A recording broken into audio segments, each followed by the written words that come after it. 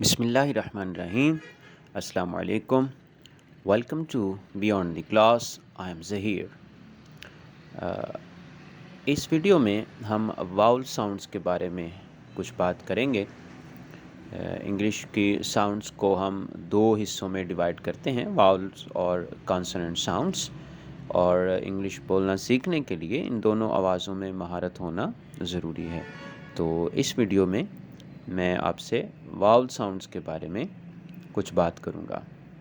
واؤل sounds جو ہیں ان کو ہم بنیادی طور پر دو حصوں میں تقسیم کرتے ہیں. ایک کو ہم کہتے ہیں مونوتھونگس اور دوسری کو کہتے ہیں ڈفتھونگس. مونوتھونگس یہ ایک آواز پر مشتمل ہوتے ہیں، اور ڈفتھونگس یہ بیسیکلی دو واؤلز کا کمبینیشن ہوتا ہے جنہیں ہم ایک ہی ساؤنڈ کے طور پر بولتے ہیں. ڈائی کا لفظی مطلب ہی ٹو ہوتا ہے، یعنی ٹو ساؤنڈس، اور انہیں ہم ملا کے بولتے ہیں. انہیں ڈفتھونگس کہا جاتا ہے. آگے فردر مونوتھونگس کو ہم دو مزید پارٹس میں تقسیم کرتے ہیں. ایک کو ہم کہتے ہیں لانگ واؤلس اور دوسری کو ہم کہتے ہیں شارٹ واؤلس. تو نام سے ہی ظاہر ہو رہا ہے کہ لانگ واؤلس کا مطلب ہوگا جو ساؤنڈس ہے، جو آواز ہے وہ تھوڑی لمبی ہوگی، اور شارٹ واؤلس کی جو آواز ہے وہ تھوڑی سی چھوٹی آواز ہوگی، شارٹ آواز ہوگی.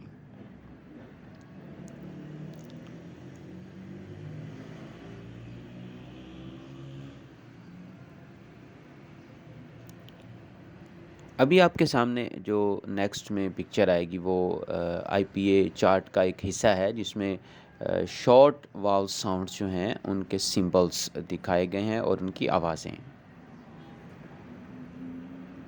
جو پہلی ساؤنڈ آپ کو نظر آ رہی ہے، شاید غالباً اگر آپ نے پہلی دفعہ یہ چارٹ دیکھا ہے تو آپ کے لیے بڑا عجیب اور حیران کن ہوگا، لیکن یہ بنیادی طور پر آئی پی اے چارٹ کا ایک حصہ ہے جس میں ساؤنڈز کو سمبلز کی شکل میں شو کیا گیا ہے.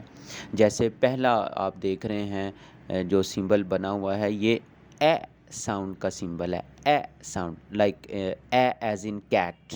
جیسے کیٹ میں اے ساؤنڈ ہے، ریٹ میں اے ساؤنڈ ہے، بیٹ، تو یہ اے ساؤنڈ کا سمبل ہے. اس طرح جو دوسرا ہے وہ ہے اے. اے جیسے گرل، اور ٹین جیسے گیٹ اور ٹین. اسی طرح اگلا او سمبل ہے، جیسے آن، آن، او، آن.